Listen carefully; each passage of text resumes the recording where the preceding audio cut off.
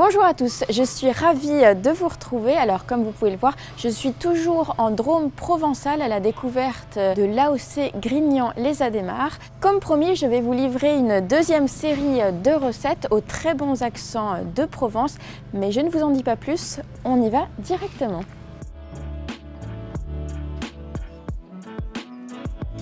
Bonjour Henri, donc merci beaucoup de nous accueillir chez vous. Voilà. Bonjour, bien, écoutez, moi je vais choisir une recette qui me plaît, qui me ressemble un peu. Donc j'ai choisi de l'agneau, donc avec du cumin et en cuisson lente un petit peu façon méchoui. Donc par quoi est-ce qu'on va commencer? Je vais prendre du sel, bien sûr. Donc on va continuer par le poivre, et puis le cumin, et puis l'huile d'olive.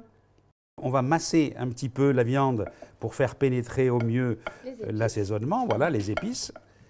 Et puis je vais faire la même chose de l'autre côté où j'avais mis que le sel. On va pouvoir maintenant enfourner l'épaule. Donc là on passe à la deuxième étape du coup de préparation de l'agneau. Est-ce que vous pouvez nous expliquer ce que vous allez faire? L'agneau a passé entre 20 minutes et une demi-heure au four à 180 de façon à le dorer. Et de façon à bien intégrer les différentes épices. Et on va changer la température, donc on va régler le four maintenant à 120 et on va au préalable rajouter un petit peu ce qui va faire le fond de sauce, c'est-à-dire les échalotes coupées finement dans la longueur et puis des petits carrés de tomates bien mûres qui vont nous permettre d'avoir ce fond de sauce, sans quoi on aurait un fond de sauce qui serait très gras, puisque l'épaule c'est très savoureux mais très gras. Donc c'est assez simple comme recette, mais c'est extrêmement goûteux et voilà. Et pour ceux qui aiment un petit peu les épices du Sud, c'est encore plus satisfaisant. Donc cet agneau, avec quoi est-ce qu'on va pouvoir le boire?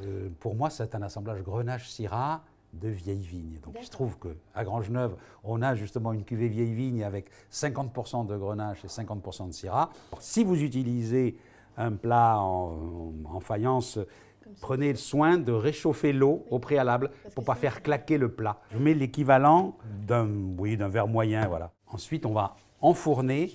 Mais on va aller jeter un coup d'œil de façon à voir que ça ne s'accroche pas, racler éventuellement avec une cuillère en bois le fond, mais normalement tout devrait bien se passer et ça va être parti pour 3 heures de plus, de façon à ce qu'on ait pour le repas vraiment une viande à couper presque à la cuillère ou à la fourchette. Parfait, ben on y va. Voilà.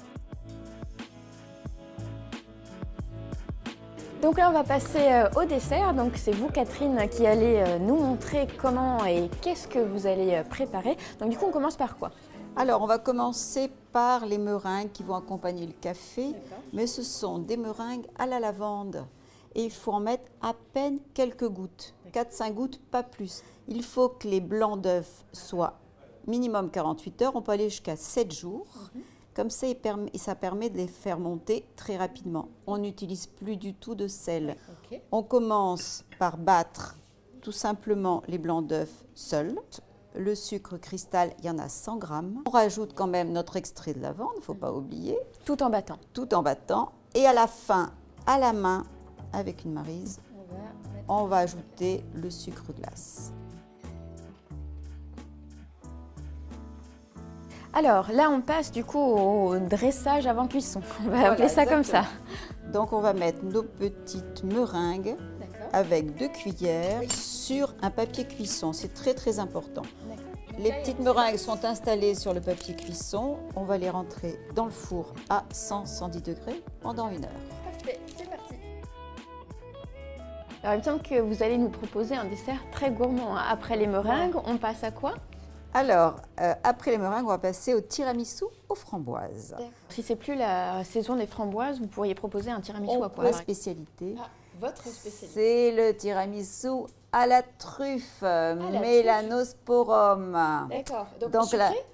Sucré, bien sûr. Là, on va séparer les jaunes des blancs. Oui. Je vais commencer par battre les blancs. D'accord. Voilà. Oui. Parce que j'aurai besoin des blancs en neige.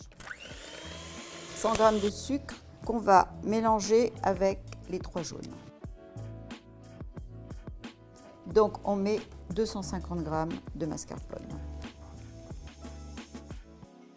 Donc là on incorpore les blancs d'œufs délicatement, sans casser les blancs. La base est prête. Maintenant le plus important, ce sont les biscuits et du sirop, tout simplement naturel, avec du sucre cristal et de l'eau.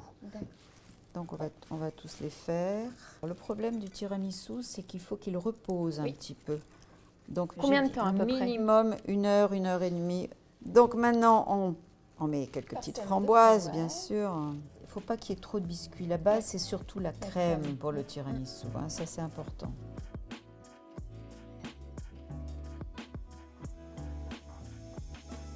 C'est un dessert léger et qui plaît vraiment à beaucoup de gens. À déguster bien frais. Voilà pour le tiramisu aux framboises. Merci beaucoup. Merci à vous. Après avoir dégusté ce délicieux repas au domaine de Grangeneuve, voilà une petite balade digestive dans les vignes face à la chapelle juste derrière moi. J'espère que ces recettes vous ont plu. En tout cas, elles sont très bonnes et très faciles à reproduire chez vous. Donc moi, je vous dis à très bientôt pour de nouvelles aventures.